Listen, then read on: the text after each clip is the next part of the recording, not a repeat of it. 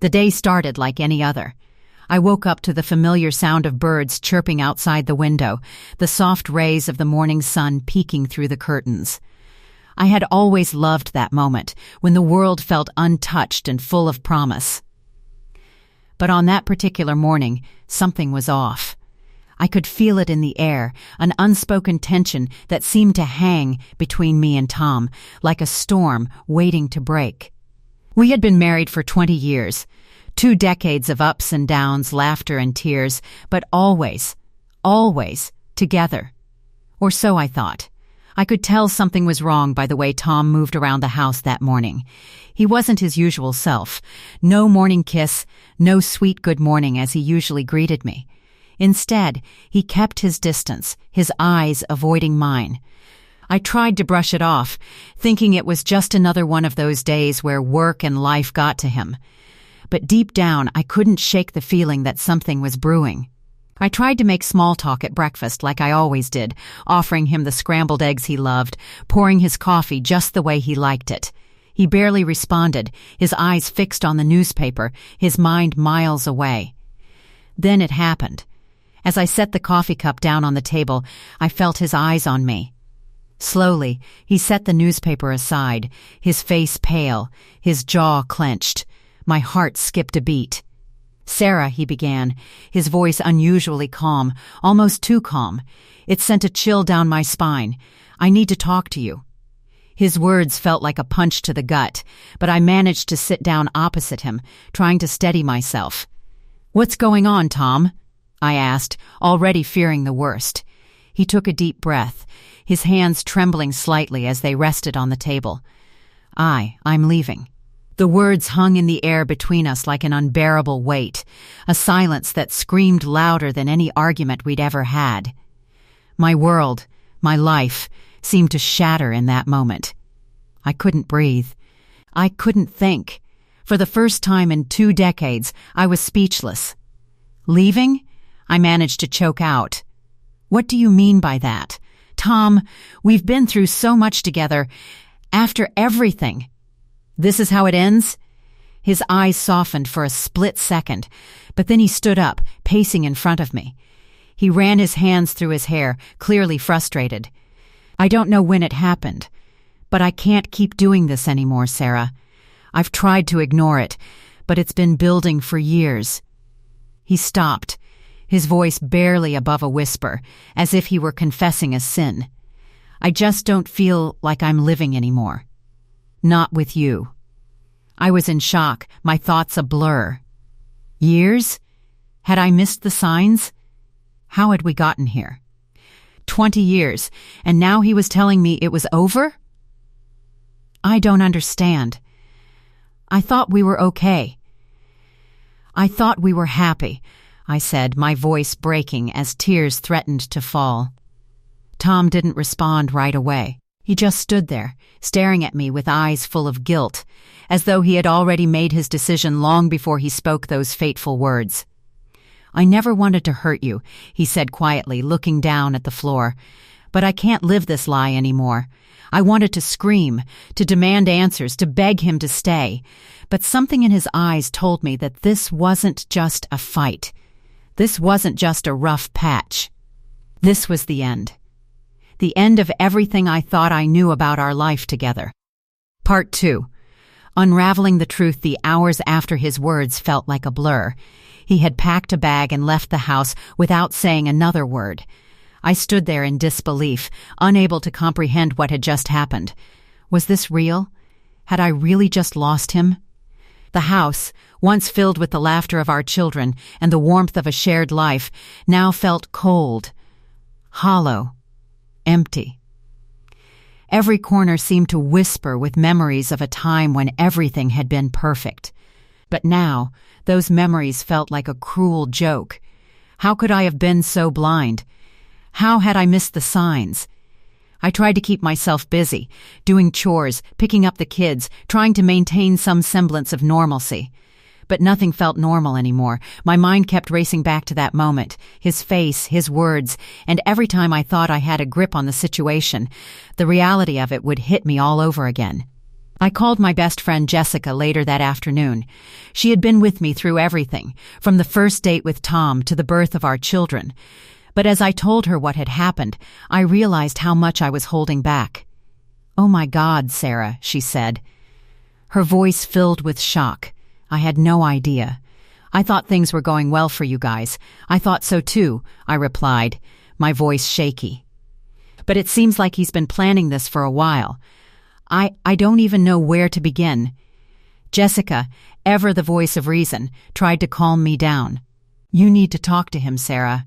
You need answers. You deserve to know what's really going on." But part of me didn't want to know. What if the truth was worse than I imagined? What if there was someone else? The house felt like a shell, echoing with the absence of the man who had once been my everything. I spent the rest of that day pacing, trying to gather my thoughts, but nothing seemed to make sense. The silence in the house was suffocating. There were no footsteps to greet me when I returned from errands, no familiar sounds of Tom flipping through the newspaper or the clink of his coffee cup. The routine I had lived for so long was gone, and with it, a part of myself. I kept replaying his words in my mind. "I can't live this lie anymore." What did that even mean? Was it just an excuse? Or was there something deeper, something I hadn't been able to see? The kids were coming home soon, and I had to pull myself together. I didn't want them to see how broken I was, how shattered my world had become in the span of a few hours. I needed to be strong for them, even if I felt like I was falling apart inside. As I set dinner on the table that evening, the familiar sound of car doors slamming outside told me that the kids were back. I straightened my back, wiped the tears from my cheeks, and forced a smile. "Hey, Mom," my daughter Ella said, her bright face lighting up the room. Her innocence was a bittersweet reminder of what I was losing. I hugged her tightly, trying to hold back the wave of emotion that threatened to drown me. "Hey, sweetie," I said, my voice trembling slightly. "How was school?" "Good. I finished that huge project, remember? The one about the solar system?" I nodded, but my mind was elsewhere. Tom was gone. He's really gone. Dinner was quiet. The kids chattered about their day, but my mind kept drifting. I couldn't stop thinking about what Tom had said. What had pushed him to make such a drastic decision? Was there someone else? Was there something I had missed all these years? After dinner, I cleaned up as the kids went off to their rooms. I felt the weight of the night settle in around me. My hands were shaking as I rinsed the dishes, and the exhaustion from the emotional toll of the day hit me like a wave. Just as I finished putting the last plate away, my phone buzzed on the kitchen counter. It was a message from Tom. I hesitated before unlocking the screen, my heart pounding in my chest. "We need to talk." I stared at the text for a moment, then typed a quick reply. "Where are you? Why won't you talk to me?" There was a long pause before the three dots appeared, indicating he was typing. Finally, his message came through. "I can't do this right now, Sarah. I just need some time." Time. The word hung in the air like a cruel joke. Time was something I felt like I no longer had. He was walking away, leaving me in this limbo. I had no answers, no closure, just his cold, empty words. I sat down at the kitchen table, my hands gripping the edge as tears welled up in my eyes. The quiet of the house was deafening. I felt the weight of my own thoughts crashing in on me. What happened? What went wrong?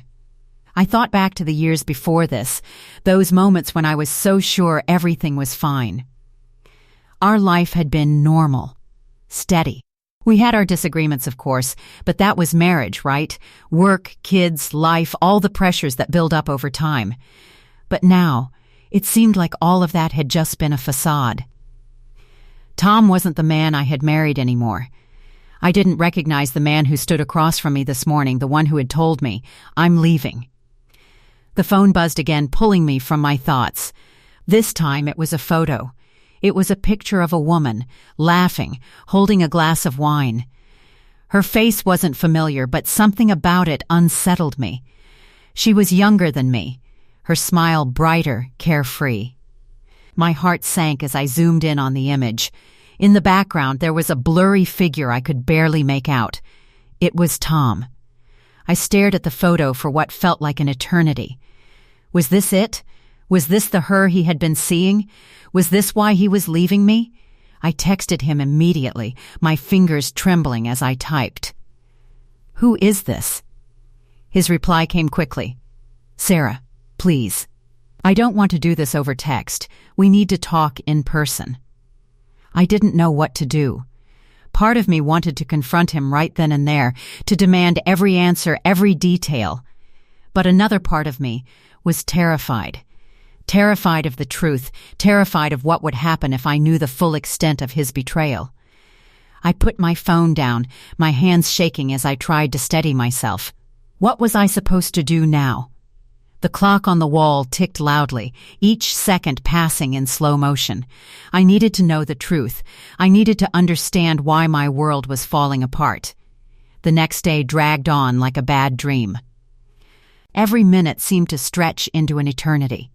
My mind raced as I tried to prepare for what was to come. I had barely slept, my mind consumed with questions I didn't know how to answer. Who was she? What had happened? Why now? I had texted Tom this morning, telling him that I was ready to talk. He responded quickly, giving me an address, a small cafe on the outskirts of town. The place seemed familiar, a quiet spot where we used to go years ago, before the kids, before everything changed. The irony of it wasn't lost on me. It was almost like he was trying to recreate some semblance of the past, a time when things were simple and uncomplicated. As I drove there, my thoughts swirled. I wasn't sure if I was going to walk in there and face the man I once knew, or the stranger who had torn my world apart. My hands gripped the steering wheel so tightly that my knuckles turned white. I wanted answers, but I was afraid of what I might hear. The cafe was empty when I arrived. A few tables sat scattered in the dimly lit room, the soft hum of a coffee machine the only sound. I scanned the room, my heart pounding, until I saw him sitting in the corner booth. He looked the same, and yet he didn't. His eyes were tired, the weight of what he was about to say written all over his face. I stood there for a moment, unsure of how to approach him. I had spent the entire night rehearsing what I would say, but now, standing here, it felt impossible to find the words. "Sarah," he said softly, his voice hoarse, like he hadn't spoken in days. "I'm glad you came." I nodded, still too stunned to speak. I walked over to the booth, sliding into the seat opposite him. I could feel the air between us thick with tension. It felt like there were miles between us, even though we were sitting right across from each other. "I didn't think you'd show up," he continued, avoiding my gaze. "But I need to explain. I owe you that much." I tried to hold myself together, but the tears were just beneath the surface. "You owe me more than an explanation, Tom. You owe me the truth." My voice was shaky, but I didn't care. I needed to know what had happened, what had gone so terribly wrong. Tom ran his hand through his hair, looking lost for a moment. Then he sighed, taking a deep breath before speaking again. "I've been feeling this way for a long time, Sarah. I've tried to ignore it, tried to pretend everything was fine. But it wasn't. I couldn't keep lying to you. My heart sank." "What are you talking about?" I asked, though I already had an idea. The woman in the photo, the sudden distance, the coldness between us. "I met someone," he admitted, his voice barely above a whisper, "a while ago. And it's not just a fling, Sarah. It's real." His words hit me like a slap in the face, leaving me breathless. For a moment, I couldn't process what he was saying. I just stared at him, waiting for him to continue, to take it all back, to say this was some sort of cruel joke. But the look in his eyes told me it wasn't. "How long?" I managed to ask, the words coming out hoarse and bitter. "About 6 months," he said, not meeting my gaze. "I didn't want to hurt you. I didn't want to destroy everything we built. But I couldn't keep pretending. I couldn't keep lying to you anymore. 6 months. My mind reeled. How had I not seen it? How had I missed the signs? I thought back to everything, those quiet nights, the distance between us. Had it all been a lie? Was every sweet word, every hug, every kiss just a performance? Who is she? I asked, my voice cold, steady despite the storm inside me. Tom looked up at me, a flicker of regret in his eyes. Her name is Emily. I didn't plan for this, Sarah. I swear I didn't. But it just happened. The room seemed to close in around me as I absorbed his words. Emily. I could see her face now, the woman from the photo. The young, carefree woman who had been waiting for him while I was left behind, trying to hold everything together. Did you ever love me? I asked, the question tumbling out before I could stop it. Or was this always just something I was doing? Something that worked for you? Tom flinched, the guilt washing over him like a wave. I did love you, Sarah. I do love you. But I wasn't in love with you anymore. I haven't been for a long time. His words cut deeper than any betrayal ever could. To know that after everything, after 20 years, after 2 kids, after all the years of laughter, tears, love, and memories, he wasn't in love with me anymore, was a feeling I couldn't describe. It was like the ground had disappeared beneath my feet. The tears came then, finally. I could no longer hold them back. They fell freely, spilling down my face as I stared at the man I had spent half my life with. The man who was now telling me he was leaving. I don't know how to fix this, I whispered, my voice shaking. I don't know how to go on without you. You're strong, Sarah, he said softly, his voice full of regret. You'll be fine. I know you will. Fine? How could I be fine? My whole life had just fallen apart in front of me. And no matter how much I tried to piece it back together, it would never be the same. I looked at him one last time, my heart breaking. I don't know who you are anymore, Tom, I said, standing up. But I know I can't do this anymore. And with that, I walked out of the cafe, leaving behind the man I had spent 20 years with, the man who had chosen to leave me for someone else. The drive home was a blur. I couldn't stop thinking about the conversation I had just had, about the man who had once been my world and the devastation he had just left in his wake. Emily. That name echoed in my mind like a haunting melody, and every time I thought about it, my heart clenched tighter. 6 months. How could he do this? How could he betray me like this? I had given him everything. The kids would be home soon, and I had to be strong for them. I couldn't let them see how broken I was. I couldn't let them know that their father had chosen someone else, that he was no longer part of our lives. But inside, I was crumbling. Each passing second felt like it was tearing me apart even more. When I arrived home, I was greeted by the sound of Ella and Jack's laughter, their voices full of innocence, unaware of the storm that was about to shatter their world. They were running through the house, chasing each other, giggling as if everything was just as it should be. They didn't know, and I wasn't sure how I was going to tell them. I managed a smile as they ran up to me. "Mom, can we have ice cream?" Jack asked, his big brown eyes full of excitement. I nodded, even though the last thing I wanted to do was pretend everything was normal. "Sure, sweetie. Ice cream sounds great." As I dished out the ice cream, my hands trembling, I tried to focus on the simple joy of the moment, but the truth kept swirling in my mind, pulling me under. How do I move forward from here? That evening, as I tucked the kids into bed, I kissed their foreheads and whispered good night. Ella looked up at me with wide eyes, her small hand reaching for mine. "Mom, are you okay?" she asked softly, her voice full of concern. I forced a smile, brushing away a tear before she could see it. "Of course, sweetie. I'm just a little tired, that's all." But even as I said the words, I knew they were a lie. I wasn't okay. I hadn't been okay for a long time, and I was afraid I never would be again. After the kids fell asleep, I sat in the living room, staring blankly at the TV, though I wasn't really watching. I couldn't stop thinking about the conversation with Tom. The things he said, the way he looked at me, like I was a stranger. His confession that he hadn't been in love with me for years, it hurt more than I could express. It was a wound that wouldn't heal, not easily, not anytime soon. I grabbed my phone and texted Jessica again. She had been my sounding board for years, the one person who always knew how to calm me down when everything felt like it was falling apart. But this time, there were no words that could help me, no comforting phrases that could make this hurt go away. She responded almost immediately. "I'm here for you, Sarah.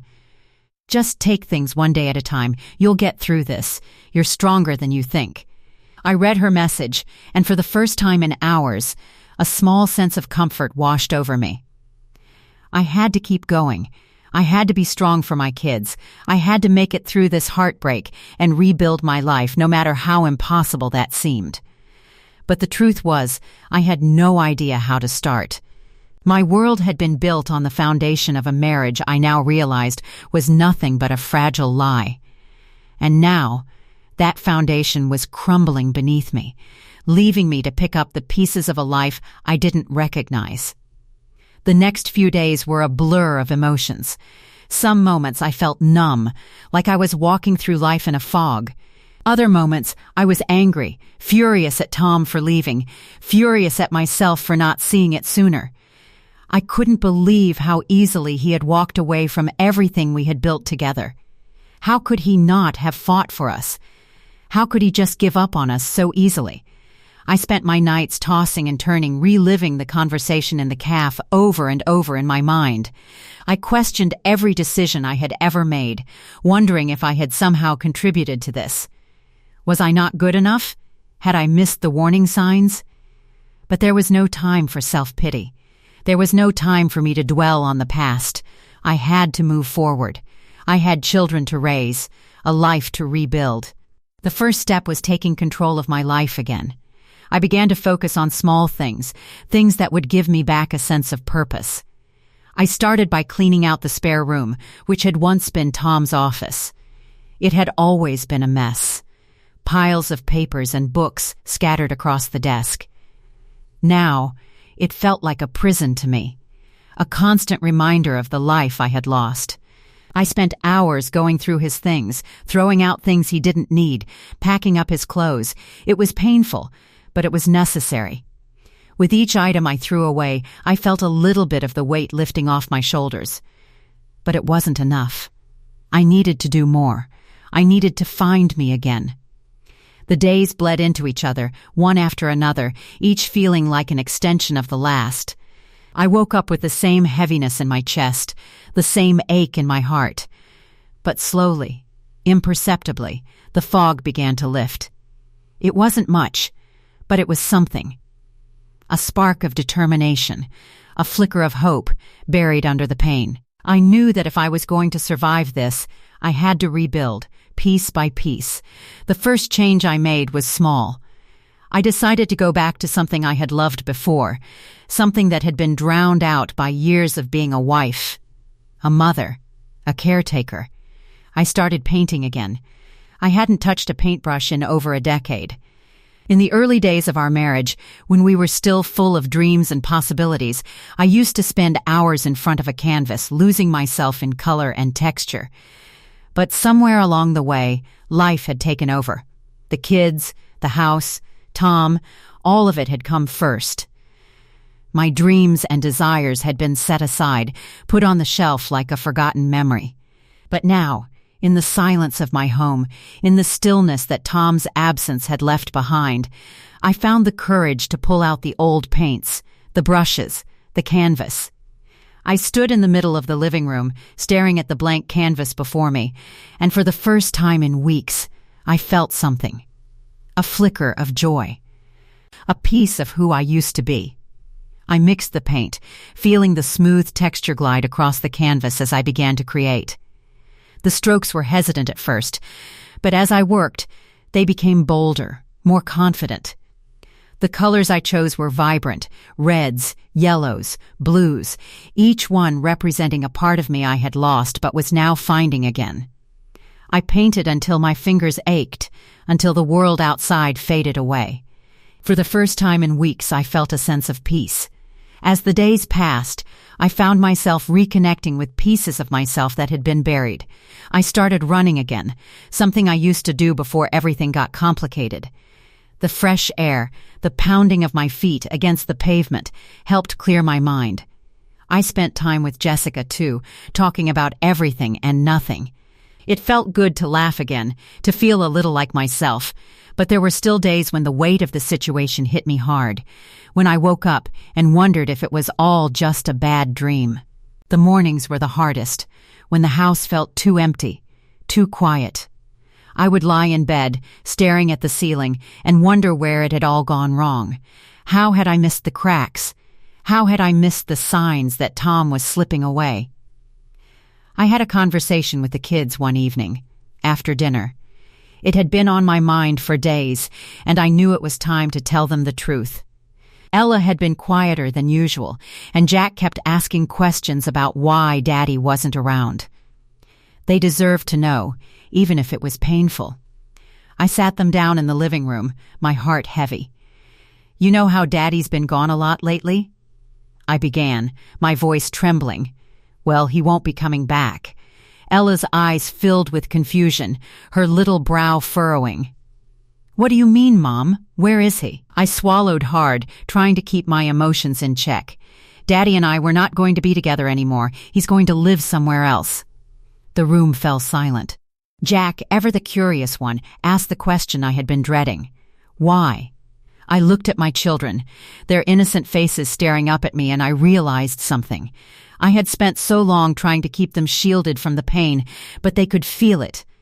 They could sense the change in the air, just as I had. Sometimes, people change, and they don't feel the same way anymore, I explained softly. But that doesn't mean I love you any less. You two are my everything, and we're going to be okay. Ella wrapped her arms around me, squeezing me tightly. "I don't want you to be sad, Mom. I want you to be happy." I smiled through my tears, kissing the top of her head.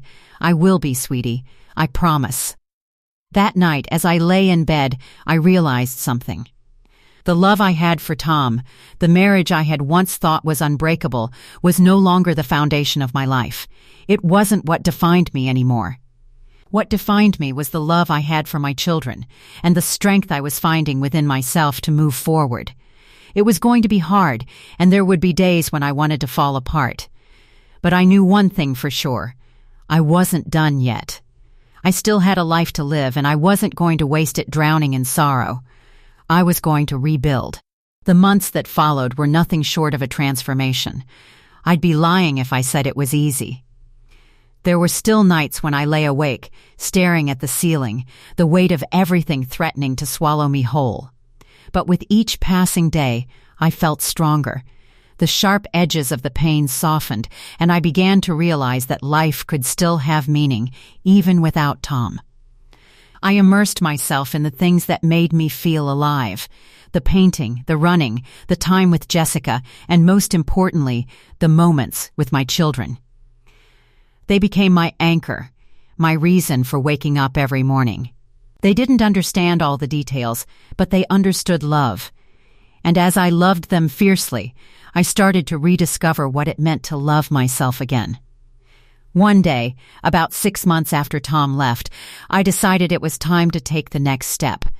I put the finishing touches on a piece of artwork I had been working on, a large canvas filled with swirling colors, symbolizing the chaos and the calm, the darkness and the light. It was a metaphor for everything I had gone through, everything I was becoming. I knew I had to take the leap. I had to step into the future. The gallery opening was a turning point. It was my first public display of my work, and though I felt a knot of nervousness in my stomach, I was also filled with an excitement I hadn't felt in years. I stood there, surrounded by strangers, my heart pounding in my chest. But then something unexpected happened. People started coming up to me, commenting on my pieces, telling me how they could see the emotion in every stroke of paint. They could see my story. They could feel what I had gone through. It was humbling. It was exhilarating. It made me realize that I could still do something for myself. I could still chase my dreams. And I didn't have to be defined by the woman I once was, the wife, the mother, the one who was left behind. I could be someone new, someone stronger. That night, after the opening, I sat in the quiet of my apartment, the soft glow of the city lights outside the window. The kids were asleep, and for the first time in months, I allowed myself to breathe. I thought about everything I had gone through, the heartbreak, the betrayal, the grief, and I realized something. I had survived. I wasn't just existing anymore. I was living. I was building a life on my terms, one day at a time. The phone buzzed beside me, pulling me from my thoughts. It was a message from Tom. It had been months since I'd heard from him, and I hadn't expected to hear from him now. "I'm sorry, Sarah. I never meant to hurt you. I hope you're doing okay." His words felt distant now, as if they came from someone I no longer recognized. There was no anger, no bitterness in me anymore. Just a sense of peace. His apology didn't undo the pain, but it didn't matter. I had let go. I had found my way out of the darkness, and I was finally walking toward the light. I put my phone down and looked at the painting on the wall, the colors blending together in a beautiful, chaotic mess. It was a reflection of everything I had been through and everything I was becoming. I knew there would still be challenges ahead. There would be hard days when the weight of everything would try to pull me back down. But now, I knew that I was strong enough to face whatever came my way. I wasn't just surviving anymore. I was thriving. And that was all I needed to know.